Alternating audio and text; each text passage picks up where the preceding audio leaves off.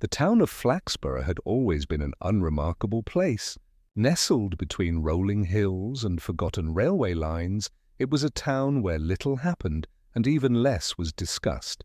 On any given day, the most exciting event was a slightly animated discussion about the price of turnips in the market square, or a rather ill-tempered debate over the merits of carnations versus geraniums at the annual flower show. It was, in short, the sort of place that offered a great deal of routine and very little scandal. That was until room 17 of the Blackwood Arms came into the picture. The flower show was in full swing that Saturday morning, a hazy warmth settling over the small town. The local women, all properly dressed in their best spring attire, discussed the merits of their blooms with a vigour that seemed entirely out of proportion to the subject. Their conversations meandered from the best soil to use for dahlias to the recent spike in the price of milk. It was the kind of talk that, if one didn't know better, could lull you into thinking there were no secrets at all in Flaxborough. But then, just as the sun had warmed the afternoon to a comfortable level and the town was beginning to settle into that slow, unhurried pace that characterized a Saturday, an unexpected incident occurred. A man, clearly not from the town, stepped into the flower show, his arrival not announced by the usual fanfare of local chatter. He looked out of place, wearing a suit that was far too formal for the occasion, and carrying a briefcase that seemed to weigh down his thin, hunched frame. His arrival caused a subtle stir among the townsfolk, though none of them would admit to noticing. Flaxborough was a town that had perfected the art of pretending not to notice. The man made his way through the crowd, casting occasional glances at the flowers, though his attention seemed elsewhere, as if he were there by accident. His erratic movements and peculiar air of discomfort did not go unnoticed, but no one dared ask why he was there. At least, not yet. Inspector Purbright, meanwhile, had already arrived at the show, but he had not come for the flowers. His quiet observation of the scene was born more out of necessity than interest. He'd been sent to this annual affair not to admire the roses or engage in polite small talk, but because of a certain rumour that had already begun to spread through the town. An odd rumour, one which, when passed from one person to the next, had taken on a life of its own. The man in the suit had been seen entering room 17 at the Blackwood Arms the previous evening. At first, it was dismissed as nothing more than a harmless slip, a man seeking temporary shelter from the rain. But by now the rumour had transformed into something far more curious and far more troubling. From the gossip Purbright overheard, it seemed that the man had been seen talking to Father Giles, the local priest, in room 17. While the townsfolk were normally quite accustomed to the local clergy, the pairing of Father Giles and the strange man was, for some reason, unsettling. The fact that room 17 was also the site of last year's scandalous affair involving the mayor's wife only added to the intrigue.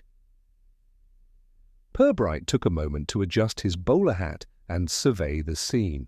His sharp, calculating gaze flicked over the crowd, noticing the subtle shifts in posture and the quiet murmurs that passed between the neighbours. The flower show had become a curious microcosm of the town itself, where whispers grew louder and the gossip took on a life of its own. As he stood there, his fingers tapping against the brim of his hat, Purbright's mind began to work, sifting through the various possibilities. It was in these moments that the inspector's patience revealed itself. He knew better than anyone that the truth would not be found in grand declarations or wild theories. No, it was the small things, the flicker of an eyelash, the shift in tone that revealed far more than any overt act of villainy. As the show continued around him, a minor dispute broke out between Mrs. Pembroke, the local florist, and Mr. Thompson, the head of the village council, about the size of a particular rose. Neither was especially keen to relinquish their self-appointed claim to its beauty. Purbright, however, wasn't interested in their argument. Instead, his thoughts drifted back to the mysterious visitor and the priest. Something about their meeting nagged at him, but for the moment he would remain quiet, watching. Later that afternoon, after the flower show had wound down and the crowds began to thin out, Purbright found himself walking past the Blackwood Arms. The establishment, like so many others in Flaxborough, had a distinct air of faded grandeur. He glanced at the door, then up at the windows. Room 17. He could already imagine the scene. A dimly lit room, the smell of dust, perhaps a trace of tobacco. The sort of place that could easily conceal a secret. The question was, what was Father Giles doing there with the stranger? And more importantly, what had happened after their meeting? In the quiet of the town square, Purbright paused. He hadn't yet drawn any conclusions, but he could feel the faint stirrings of a puzzle, one he would soon begin to unravel. For now, though, there were other matters to attend to. A quiet conversation with Mrs. Bailey, the florist's assistant, might offer a small insight.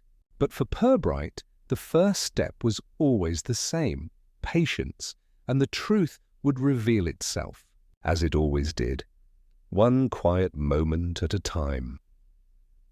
Purbright made his way through the quiet streets of Flaxborough, the weight of his thoughts guiding his steps rather than the scenery around him.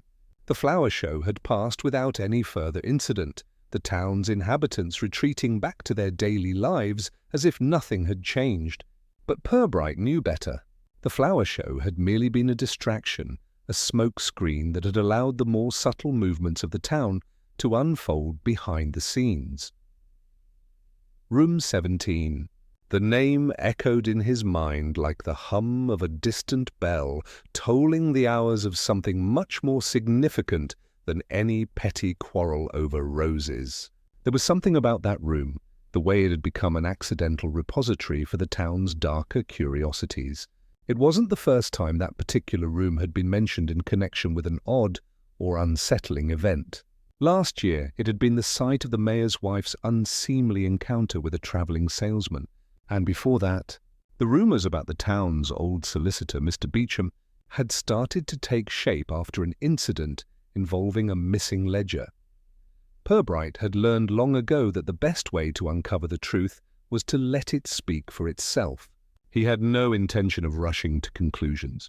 But as he passed the familiar landmarks of Flaxborough, the post office, the local bakery, the clock tower, he couldn't help but feel the weight of the unspoken tension in the air.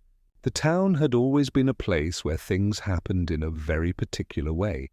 Everything had its time, its place, its method. And yet, now there were small tremors beneath the surface, subtle shifts that spoke of something else, something that didn't quite fit. He arrived at the Blackwood Arms just as the last vestiges of daylight were beginning to fade. The inn sat at the corner of the town square, its weathered sign creaking gently in the evening breeze. From the outside it appeared as it always had, nothing out of the ordinary, a quiet establishment where the locals gathered for a pint or two after a long day. But for Purbright, it was a place that had become central to his thoughts. The mysterious visitor, the priest, Room 17. They were all pieces of a puzzle that had yet to reveal its true shape. As he stepped inside, the familiar scent of musty wood and stale ale greeted him. The pub was quiet, the evening rush having already passed. Only a few regulars lingered by the bar, engaged in the usual murmurs about the weather and the price of grain. Purbright's eyes scanned the room, taking in every detail with the practiced ease of a man who had seen it all. The low murmur of conversation, the dull clink of glasses, and the faint rustling of newspapers, all of it was background noise to the thought that consumed him. He made his way to the back of the pub, where the stairs to the rooms were located. The landlord, Mr. Sims, nodded at him in greeting. Sims was a portly man with a penchant for gossip, and Purbright had often found his observations to be more valuable than they first appeared. But tonight Purbright wasn't in the mood for pleasantries. He had come to gather information to see if any new details had emerged since his last visit. "Good evening, Mr. Purbright," Sims called, his voice thick with the remnants of his evening pint. "Anything I can do for you?" "Just a moment, Mr. Sims," Purbright replied, his tone polite but direct. I'm here to inquire about room 17. I believe it was occupied last evening. Sims's face shifted slightly, his eyes flickering with a mixture of curiosity and discomfort. Ah, yes, that room. A peculiar sort of guess, that one. Didn't say much, just a nod when he paid for the room. Purbright raised an eyebrow. A nod? Yes, didn't talk much. Not like the usual visitors we get. Father Giles mentioned him, though, said he'd be visiting. Father Giles? Purbright's mind sharpened. The priest? Yes, that's right. Came in around 8:30, I think. Not for a drink, mind you, just a quiet word with the gentleman in room 17. I didn't overhear much, of course, Sims added quickly, his gaze shifting uncomfortably. But they spoke for a good while. Purbright allowed the silence to linger for a moment before responding. Did you happen to notice anything else? Any details? Something out of the ordinary? Sims scratched his chin thoughtfully. Well, now that you mention it, there was something odd. After Father Giles left, the man in the room stayed in for the rest of the night. Didn't see him again until the morning. But he seemed Unsettled. Like he had something on his mind. Unsettled how? Purbright pressed. Can't say for certain. just an air about him. And when he left in the morning, he looked around like he didn't want to be seen. That's all I can tell you, Inspector. Purbright nodded slowly, his mind already working through the implications. It wasn't much, but it was enough to start. Enough to suggest that there was more to this meeting between Father Giles and the stranger than the townsfolk realized. "Thank you, Mr. Sims," Purbright said, his voice quiet but steady. "I'll be taking a look around if you don't mind." Sims nodded, clearly eager to get back to his regulars. "Of course, Inspector. Take your time." Purbright made his way up the narrow staircase to the second floor. The faint creak of the boards beneath his feet was the only sound that accompanied him as he approached room 17. The door, as he expected, was slightly ajar. He pushed it open slowly, stepping inside. The room was unremarkable, simple furnishings, a small bed, a worn carpet. But it was the atmosphere that struck him first. A faint sense of unease hung in the air, as though the room itself had absorbed some lingering trace of the conversation that had taken place here the night before. He stepped closer to the small writing desk by the window, noting the absence of any personal items, no suitcase, no papers, no indication that the man had settled in for more than a night. His fingers brushed over the surface, finding only the faint imprint of a coffee cup. The man had been here, yes, but for what purpose? And why had he been so elusive? Purbright stood still for a moment, taking in the quiet of the room. His mind raced through the possibilities, each one more unsettling than the last. There was something hidden here, something beneath the surface of the town's polite facades, and he intended to find it. He took one last glance around the room before stepping back into the corridor. The town of Flaxborough had always been predictable, always been safe. But now, with room 17 at the centre of it all, the rules had changed. The game had begun. The next morning, Flaxborough was quiet again, as if nothing had disturbed the delicate fabric of its routine. The streets, once filled with idle chatter and the faint scent of fresh flowers, now only echoed with the occasional footfall or the soft clink of a milk cart in the distance. The flower show was a distant memory, the flowers themselves now wilting in the sun. But for Purbright, the rhythm of the town had changed, subtly but irrevocably. The small town certainties, once so familiar, seemed suddenly distant. As if the very air had shifted, he sat at his desk. The quiet hum of the office around him a stark contrast to the storm of thoughts swirling in his mind. He had spent the morning speaking with a few more locals, gathering fragments of conversation. There was little new to learn, but the puzzle pieces were starting to take shape, if only in the smallest of ways. Father Giles had been tight-lipped when asked about his encounter with the man in room 17, but Purbright had not been surprised. The priest's role in the town was one of revered silence, his opinions considered almost sacred. What he had failed to mention, however, was the fact that he had seen the stranger leave the room at an unusually late hour, close to midnight. The The detail had come from Mrs. Evans, the innkeeper's wife, who had seen Father Giles slip past the kitchen window and onto the cobbled street.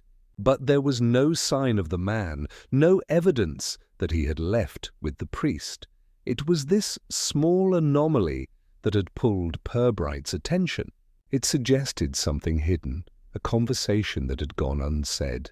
No one in Flaxborough was above suspicion, not even Father Giles. The priest's polite exterior may have convinced the townsfolk of his incorruptibility, but Purbright knew better than to trust the surface. Everyone had something to hide, especially in a town like this, where reputations were more important than facts. Purbright rose from his desk, pulling his coat on slowly. It was time to visit Father Giles, to see what lay beneath the man's polished demeanour. The priest's office was not far, a modest stone building tucked behind the church, where he could often be found in the quiet of the afternoon, preparing for evening services. If there was anything more to uncover, it would be in the small, subtle movements of the man himself. The walk to the church was a short one, the steady rhythm of Purbright's footsteps, the only sound breaking the stillness. The building loomed ahead, its weathered stones standing in quiet defiance of time, a symbol of the town's unchanging nature. Purbright had always admired the church's steadfast presence, its ability to remain untouched by the mundane concerns of the world around it. But he had also learned to distrust the sanctity of such places. Too often, secrets were hidden in their shadows. Father Giles was in his study when Purbright arrived, seated at a desk piled high with papers. His thin, angular face lifted in recognition as the inspector entered, a faint flicker of something unreadable crossing his features. "Inspector Purbright," he said, his voice calm and measured. To what do I owe the pleasure? Purbright nodded, offering a polite smile. "Just a few questions, Father, regarding your meeting with a visitor at the Blackwood Arms. I trust you have a moment?" Giles gestured to the chair opposite him. "Of course. Please, sit. What can I help you with?" Purbright seated himself, studying the priest for a moment before speaking. "I understand you had an acquaintance stay in room 17 last evening. A man who arrived shortly before you did." The priest's gaze didn't waver. "Yes, I did meet with a man, though I'm not certain I'd describe him as an acquaintance. He was just passing through, and I was offering him some guidance." "Guidance?" Purbright asked, his voice neutral. The priest paused, as though weighing his words carefully. "Yes, a man of faith is often asked for advice in matters of the soul. This man," he seemed troubled. "It was nothing unusual." "Troubled?" Purbright pressed. "In what way?" Father Giles shifted slightly, his fingers tapping rhythmically against the edge of his desk. He was clearly in some distress, though not in the way you might imagine. It was more a sense of unease. As if he were seeking something but unsure of what, Purbright studied the priest's expression. There was a faint tremor in his hand, though the rest of his demeanour remained composed. "Did he tell you anything about the nature of his troubles?" "He did, but it was not something I could discuss with you, Inspector. Some things must remain between a man and his conscience." Purbright allowed the silence to linger for a moment, his gaze steady. "Of course." "But you do recall the time you left, Father? You slipped out quite late last night." Giles stiffened slightly, his eyes narrowing. "I did not realize that would be of interest to you." Purbright's voice softened, but there was no mistaking the edge beneath it. "It's of interest because it's a small detail, Father." "And small details often lead to larger truths. You didn't mention this part of your evening, did you?" Giles was silent for a long moment. When he finally spoke, it was with an air of forced calm. "I left late because I had business to attend to. Nothing more. I assure you I did not think it necessary to inform you of every action I took." Purbright nodded, standing up slowly. "I understand." "But as I said, it's the small details, Father. The ones we often overlook. They're the ones that hold the answers." Father Giles didn't respond immediately, but there was something in his eyes, a flicker of recognition, perhaps regret, that Purbright caught before he turned to leave. As Purbright stepped out into the afternoon light, the weight of the conversation settled over him. Father Giles had been more evasive than he had expected. There was more to this than simply offering guidance to a troubled man. Purbright's instincts told him as much. He walked slowly back toward his office, thoughts swirling. The priest's discomfort, the odd hours of their meeting, the stranger's troubled expression, these were the threads he would follow. The truth was there, hidden beneath layers of politeness and half-truths. It was just a matter of unpicking them, one by one. The game was on. The afternoon wore on quietly in Flaxborough, though it felt as though the town itself was holding its breath, awaiting something to happen. Inspector Purbright had always been accustomed to the slow pulse of small-town life, its rhythms, its peculiarities. But today there was an unease in the air that seemed to linger, like a fog that refused to lift. He returned to his office, his thoughts heavy with the priest's words, and sat down at his desk to sift through the growing pile of notes and observations. There were patterns emerging, faint but discernible, and Purbright had learned long ago not to dismiss the smallest clue, especially when it seemed so out of place. The fact that Father Giles had left the Blackwood Arms so late was troubling, but it was the priest's response to Purbright's questioning that weighed most on his mind. The discomfort in his eyes, the way his hand had trembled when he spoke of the stranger. There was something more there, something he wasn't saying. Purbright had a feeling that the meeting between the priest and the man in room 17 wasn't as innocent as Giles had implied. The truth, it seemed, was being carefully concealed behind a veneer of piety and propriety. With a sigh, Purbright leaned back in his chair and glanced out the window, his eyes tracing the familiar streets of Flaxborough. The quiet was maddening, almost too perfect. It was as if the town had been crafted to lull him into a false sense of security, hiding its secrets beneath a veneer of gentility. Yet, as much as it tried to hold on to its calm, there were cracks beginning to show, cracks that Purbright could not ignore. The clock on the wall ticked steadily, and as it did, Purbright's mind turned once more to the man in room 17. The stranger, the one whose arrival had set off a chain of events that no one in Flaxborough had anticipated. Purbright hadn't yet learned his name, but it seemed that everyone had seen him, just enough to add to the growing mystery surrounding his presence. The town's gossip mill had already started spinning its own version of events, but Purbright was too experienced to rely on idle chatter.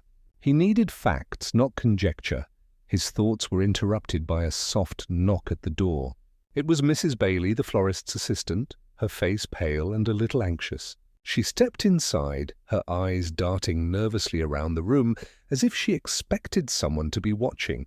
Purbright raised an eyebrow at her demeanor, immediately sensing that something was amiss. "Is there something I can do for you, Mrs. Bailey?" he asked, keeping his tone calm and welcoming. She hesitated, biting her lip before speaking. "I've heard things, Inspector, about the man who stayed at the Blackwood Arms. I didn't want to get involved, but now I think it's important." Purbright leaned forward, his interest piqued. "Well, what things, Mrs. Bailey?" She took a deep breath, her hands clasped tightly in front of her. "It's the way he looked at me, Inspector.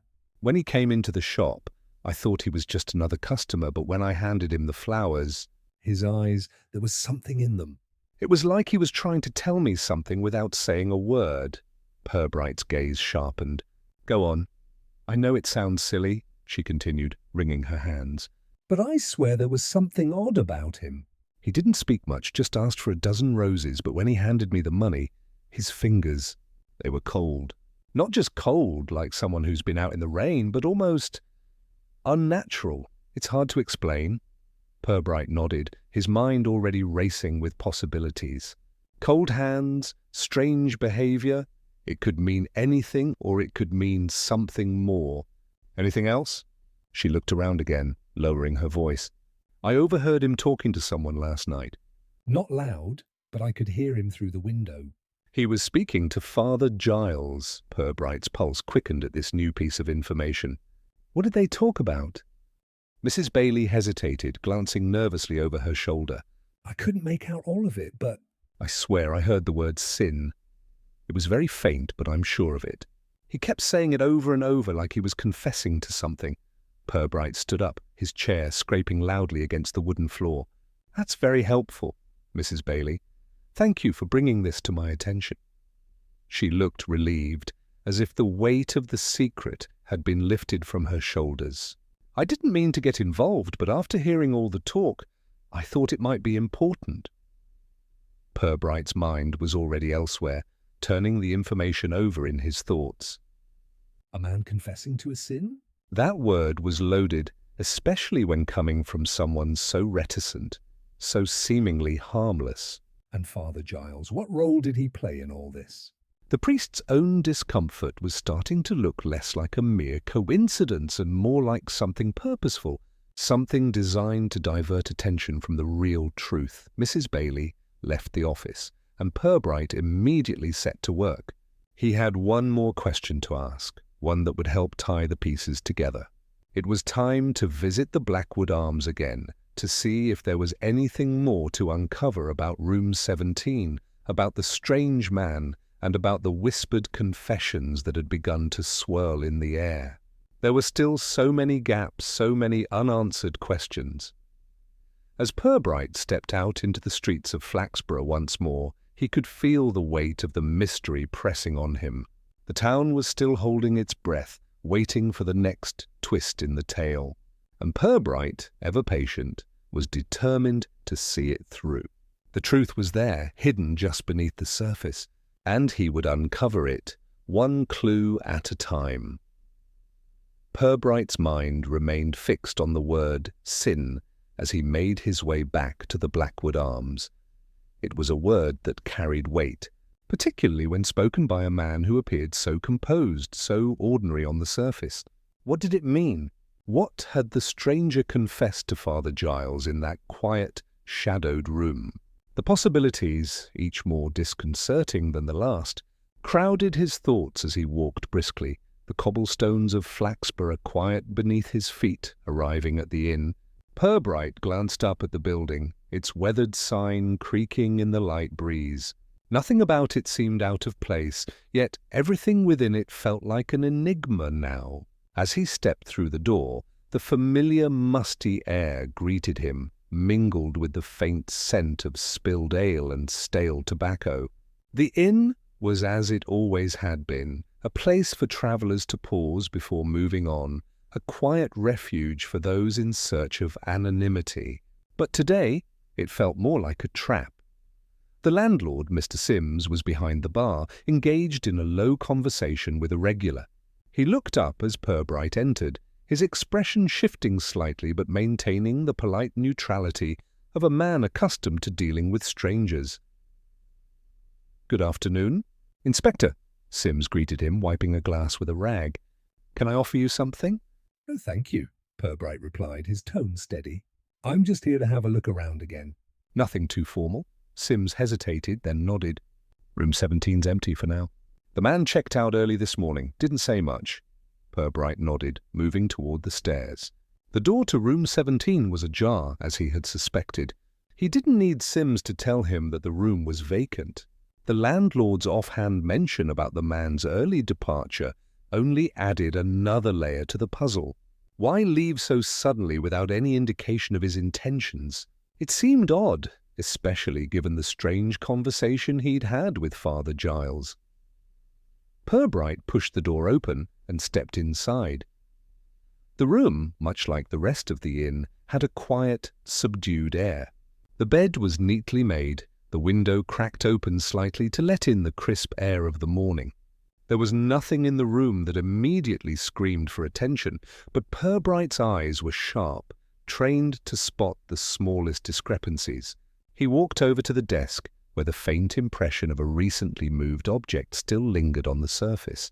He ran his fingers over it, noticing the slight indentation of a piece of paper, something the cleaning staff hadn't quite erased. With careful deliberation, Purbright examined the desk further. Underneath the small stack of worn stationery, he found a letter.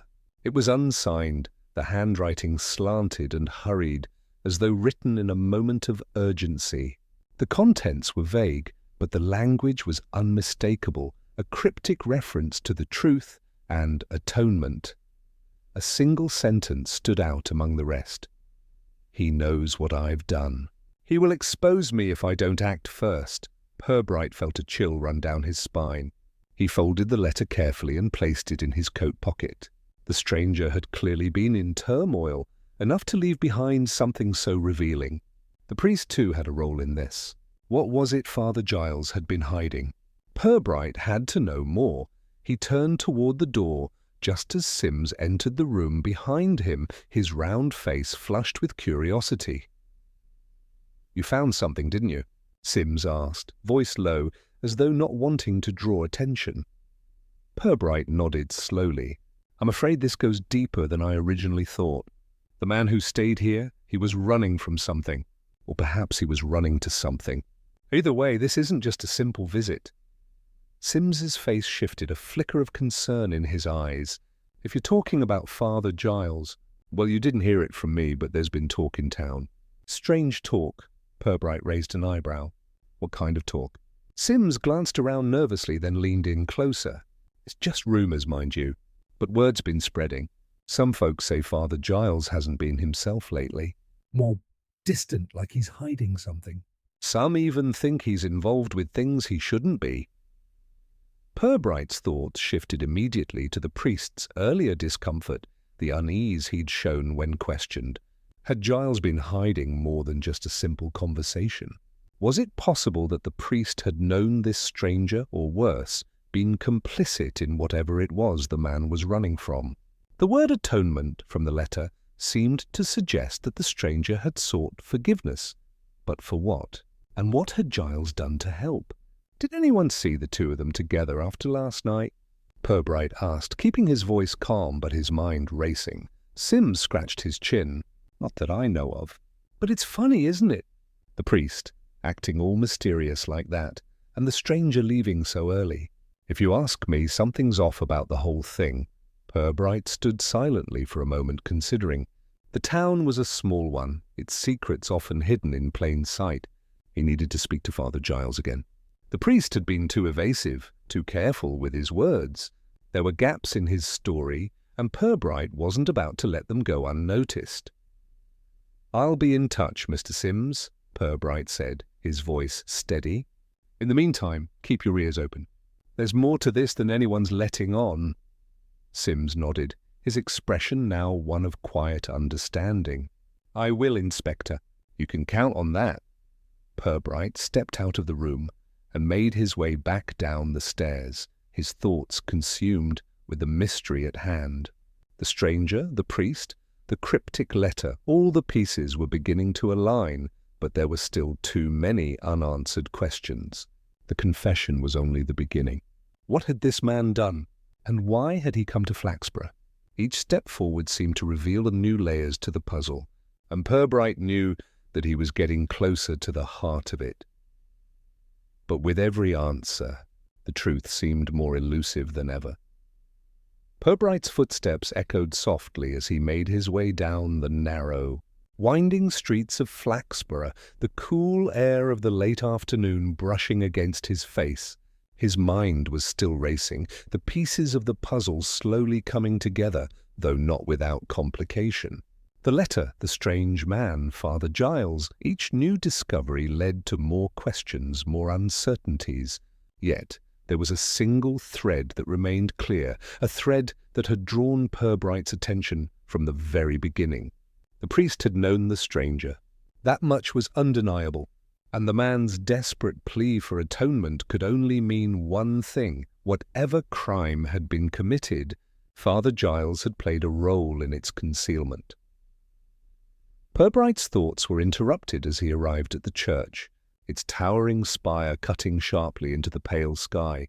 He had seen the place many times before, but now, as he stood before its heavy wooden doors, it seemed somehow different. The shadows seemed deeper, the silence more profound.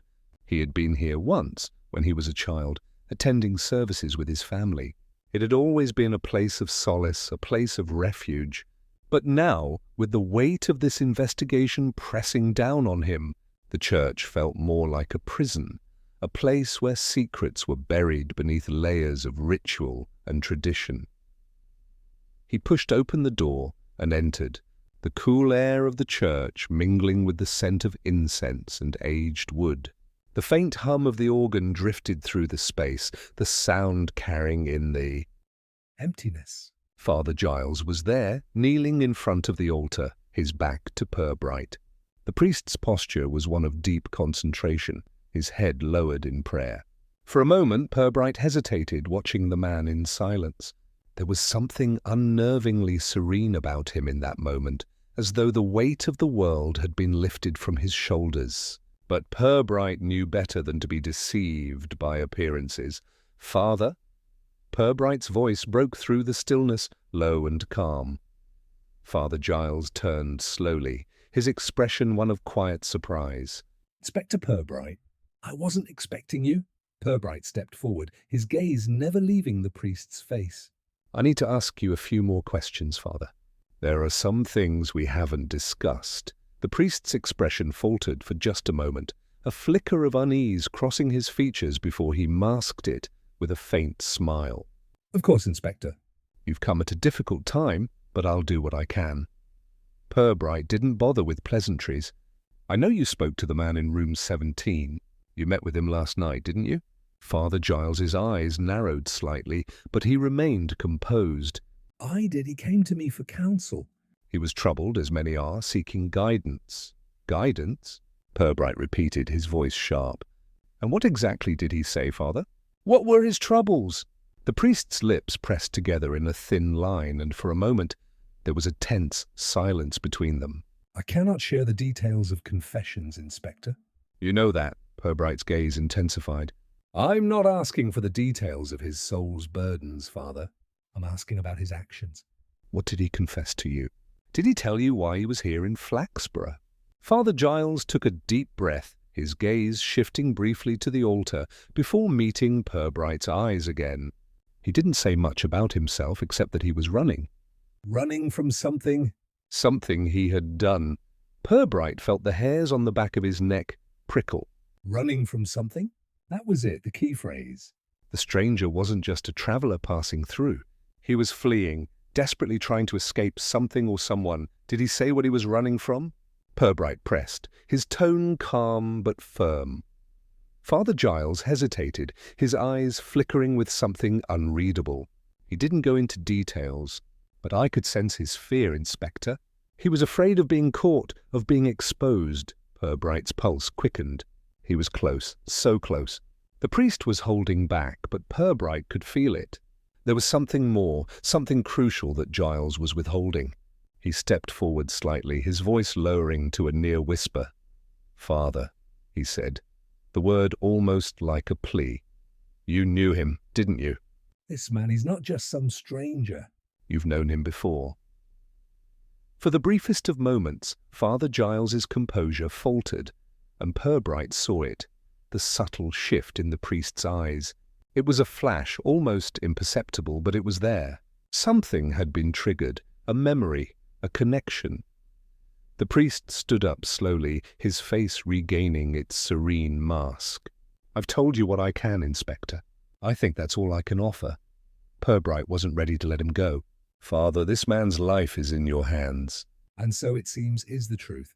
What are you hiding?" Father Giles looked at him with quiet intensity.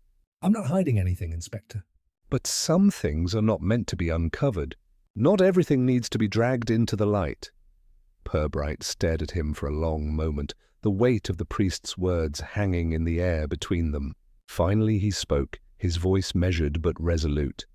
"I think you're wrong, Father. Sometimes the truth is the only thing that can set us free." Father Giles didn't respond, his gaze drifting once again to the altar. Purbright knew that he had reached the end of this line of questioning, at least for now. But he was certain of one thing. Father Giles knew more than he was letting on, and that knowledge, whatever it was the key to unlocking the mystery that had begun to suffocate the town. As Purbright turned and walked toward the door, he could feel the tension in the air, thick and oppressive. He had to dig deeper.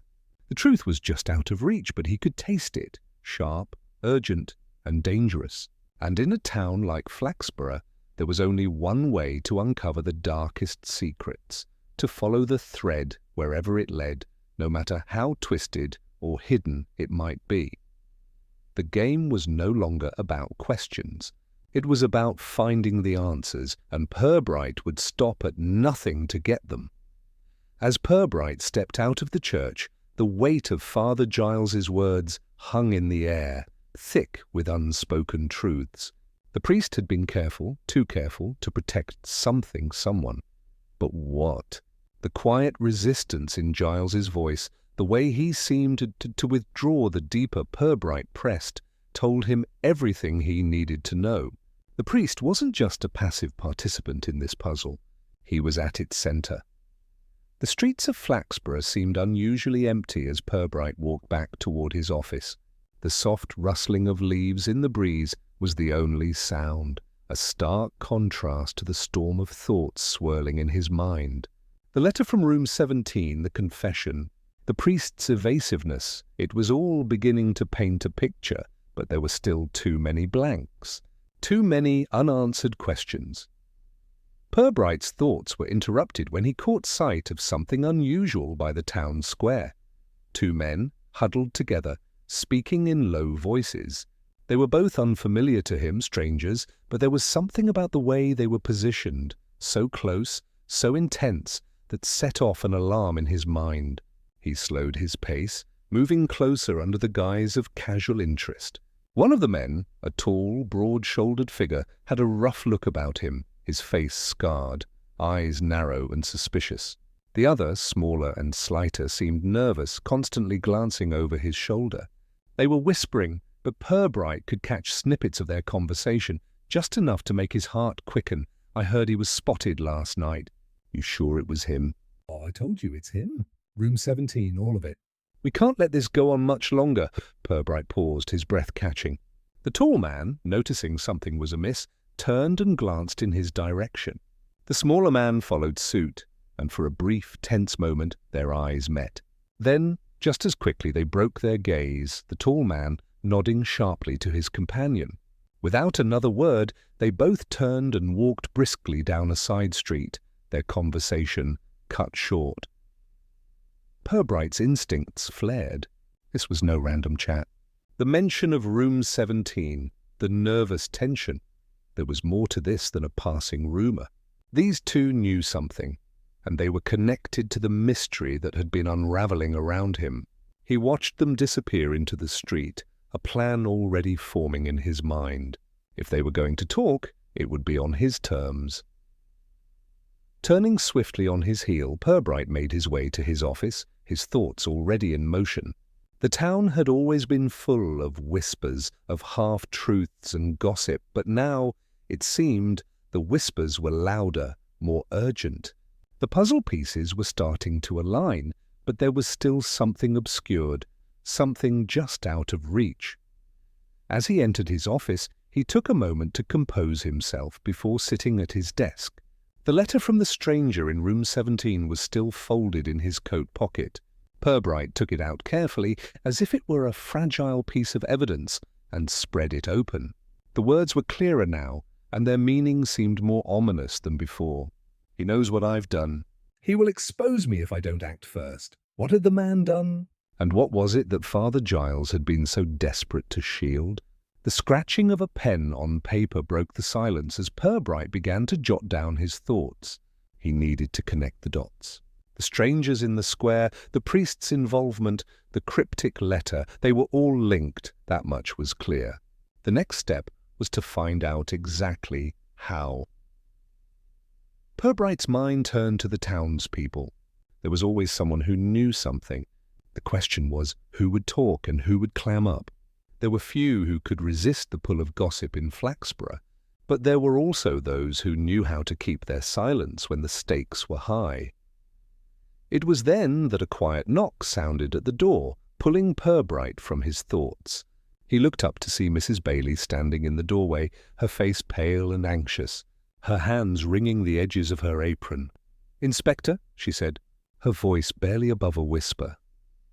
"There's something you need to know. Something important." Purbright motioned for her to enter. His curiosity piqued. Mrs. Bailey stepped inside, her eyes darting nervously toward the window, as if checking to make sure no one could overhear.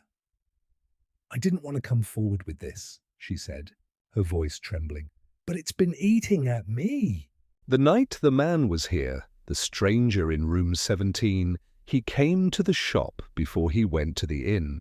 He asked me about Father Giles." Purbright's heart skipped a beat. "What did he ask?" "He asked if the priest was reliable, I suppose." He wanted to know if Father Giles could be trusted with secrets. Said he had something to confess, but he wasn't sure if the priest could keep it to himself." The words hung in the air, heavy with implication. The stranger had known something about Father Giles, something that connected them, something that made him seek the priest out in the first place. "I didn't think much of it at the time," Mrs. Bailey continued.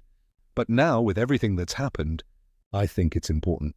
The man seemed "Afraid, Inspector?" like he was on the run. Purbright leaned back in his chair, his mind racing. This was it. Another piece of the puzzle had fallen into place. The stranger wasn't just seeking forgiveness. He was being hunted. And Father Giles, for reasons still unclear, had been involved in hiding him, in protecting him from something or someone. "Thank you." "Mrs. Bailey?" Purbright said, his voice steady, but his thoughts already elsewhere. "This is very helpful. You've done the right thing." Mrs. Bailey nodded quickly, looking relieved to have finally spoken the truth. "I just want to be done with all of this," she muttered, before turning to leave. As she closed the door behind her, Purbright remained seated, his fingers tapping the edge of his desk in thought. The pieces were almost in place. The truth was getting closer, but there were still shadows to uncover, and time was running out. He had no doubt that someone, somewhere, was desperate to stop him from digging too deep. But Purbright had never been one to back down from a challenge. The game was far from over. As Mrs. Bailey left, Purbright sat for a long moment, processing the new information. The pieces of the puzzle were now coming together with increasing clarity. The stranger had sought Father Giles for more than just spiritual guidance. He had been looking for someone to protect him, to keep his secrets safe. But what were those secrets? And what was it that had brought him to Flaxborough in the first place?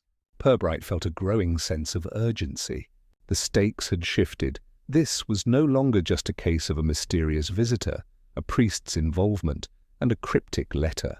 There was something far darker at play, something that reached deeper into the town's quiet heart. Someone was hiding something, and they were willing to go to great lengths to keep it concealed. The clock ticked slowly, marking the passage of time. Purbright stood and moved to the window, his eyes scanning the now silent streets below. The town seemed peaceful, even idyllic, but beneath that calm exterior, the tension was palpable. This was not just a matter of uncovering a secret. No, something more dangerous was afoot, something that could unravel the very fabric of this tight-knit community. And he, Purbright, was the one who would have to unearth it. He had been patient, methodical, piecing things together one clue at a time. But now, with the knowledge that the stranger had specifically sought Father Giles, it was time to confront the priest once again. There was no longer any room for evasion or half-truths. Purbright knew he had to get to the heart of what had truly happened between them. The confession, the fear in the stranger's eyes, it all pointed to one thing. Someone, somewhere, was guilty of something far worse than anyone in Flaxborough could imagine. Purbright left his office and made his way back to the church. This time, there would be no polite conversation, no cautious questioning. He needed answers, and he needed them now. The priest, it seemed, was the final piece of the puzzle. Father Giles had known something all along, and it was time for him to speak. When Purbright arrived at the church, the doors were still open, the soft hum of the organ drifting through the air. The sun had begun to set, casting long shadows across the stone floor. The priest was nowhere in sight, but Purbright wasn't deterred. If Father Giles wasn't in the main hall, he would be somewhere nearby, perhaps in his office or one of the side rooms. Purbright moved quietly, his footsteps barely audible against the worn floorboards. He found the priest in the small study behind the altar, sitting at his desk deep in thought. Father Giles looked up in surprise as Purbright entered, but there was no sign of fear in his eyes this time. Instead, the priest looked resigned, as if he had known this moment would come. "Inspector," Father Giles said, his voice steady, but laced with an unmistakable weariness. "I was wondering when you'd come back." Purbright's gaze remained fixed on him. "I think we both know why I'm here, Father." The priest nodded slowly, folding his hands in front of him. "You're looking for the truth. But some truths are not meant to be known." Purbright stepped closer, his voice calm but firm. "Then tell me, Father, what exactly are you hiding? Who is the man who came to you for help? What does he need protection from?" Father Giles didn't immediately answer. Instead, he stared at the desk as though weighing his options. Finally, with a sigh, he spoke, his voice low. "You're right, Inspector. "I've been trying to keep this from you, trying to protect him." But I can't anymore, can I?" He looked up at Purbright, his eyes weary. "The man you're asking about, his name is Thomas Moreau. He was a soldier once, serving in a war that most of us can't even begin to understand. He did things that haunt him every day." "He came to me seeking absolution, but more than that, he came to me because he needed someone who could shelter him. And I gave him that shelter." Purbright's heart raced as he absorbed the information. Moreau. The name struck him like a cold wind, a ripple through the stillness of the room. "What did he do, Father?" "What is it that he's running from?" Father Giles closed his eyes for a moment, his hands shaking ever so slightly. "I can't tell you everything, Inspector." "But I can tell you this, Moreau did something unforgivable. And now he's being hunted, not by soldiers, not by the law, but by something darker." "He's running from a past that is trying to drag him back into the shadows." Purbright's mind raced. "Who's hunting him? Why did he come to Flaxborough?" The priest swallowed hard, his eyes flicking away for a moment, as though gathering his thoughts. "He didn't come here willingly, Inspector." "Flaxborough was never meant to be a hiding place." "But it's where he ended up, and I couldn't let him face what was coming alone." Purbright's patience was wearing thin. "Father, I need you to be clear." "You're telling me that this man, Moreau, has done something terrible, something so bad that he fears for his life?" "And you're protecting him? Why?" "What exactly is he running from?" Father Giles stood suddenly, his chair scraping loudly against the floor. "I can't protect him any longer, Inspector." "He's already paid the price in his mind, but it's never enough for those who come after him. They won't stop until they've made him pay again, this time for good." Purbright's eyes narrowed. "Who's coming after him, Father? Who are they?" The priest looked at him, his gaze heavy with regret. "I can't give you their names, but I can tell you this. Whatever Moreau did, it's a secret that some people would kill to keep buried. And now they're going to kill him to make sure it stays buried." The weight of the priest's words sank in like a stone, and Purbright knew that whatever was coming next, it would not be easy. The town of Flaxborough, so quiet and peaceful on the surface, was harboring a deadly secret, a secret that was about to explode, and Purbright had no choice but to see it through, no matter where it led.